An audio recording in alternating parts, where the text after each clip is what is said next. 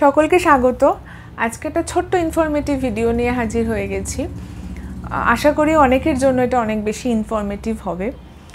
আমি আমার প্রেগন্যান্সিতে bra selection মানে কিভাবে ব্রা সিলেক্ট করেছি, কি দেখে কিভাবে ব্রা সিলেক্ট করেছি তার ছোট্ট কিছু টিপস আপনাদের সাথে শেয়ার করতে চলেছি। এর আগে আমাদের চ্যানেলে অলরেডি একটি ভিডিও হয়ে গেছে যেখানে প্রেগন্যান্সিতে ব্রা ইউজ করা যায় কি যায় না সে বিষয়ে একটা বিস্তারিত আলোচনা করা হয়েছে।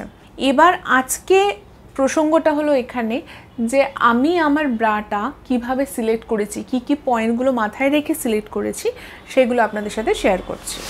আমরা জানি যে আমাদের শরীরের জন্য কটন ইজ বেস্ট, মানে কটন বা সুতির জিনিস আমাদের শরীরকে ঘাম অ্যাবজর্পশনের জন্য হোক, বডি ব্রিদিংয়ের জন্য হোক, সব কিছুর জন্য বেস্ট, যেটা আমরা গরমকালে এমনি পরে থাকি। আমি সবার আগে যেটা গুরুত্ব দিয়েছি যে এই সময়ে আমার ব্রা সিলেকশনে মেটেরিয়াল যেন অবশ্যই কটনের হয়ে থাকে। আমি একটা এক্সাম্পল দিয়ে বলছি যে আমি এর আগে 36B এই সাইজটার ব্রা ইউজ করতাম। এখন বর্তমানে ফিতে দিয়ে মেপে আমার যেটা এসেছে সেটা হচ্ছে 38B। তো আমি 36B থেকে 38Bতে শিফট করেছি।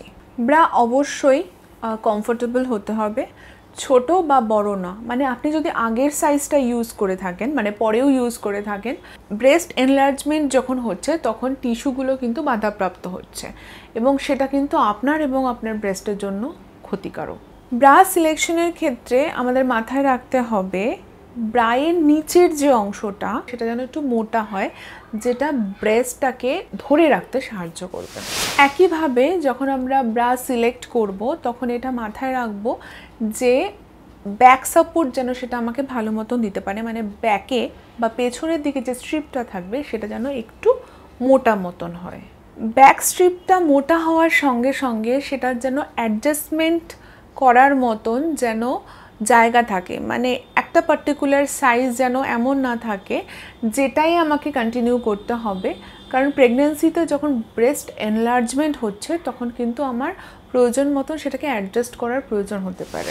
আমার ক্ষেত্রে এটার প্রয়োজন হয়নি, কিন্তু অনেকের ক্ষেত্রে প্রয়োজন হতে পারে, সেজন্য কথাটা বলছি। অনেকের ক্ষেত্রে 6 মাসের পর থেকে একটা সামান্য লিকেজ প্রবলেম দেখা যায়।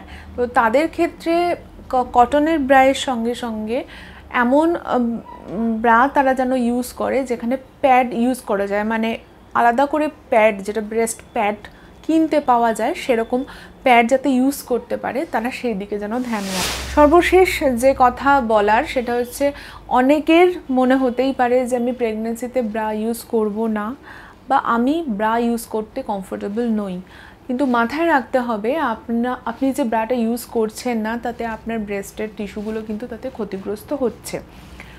এবং শুধু তাই নয়, এটা এরপরে আপনার বাচ্চা যখন ব্রেস্ট ফিড করবে সেক্ষেত্রেও তার সমস্যা হতে পারে একই রকমভাবে।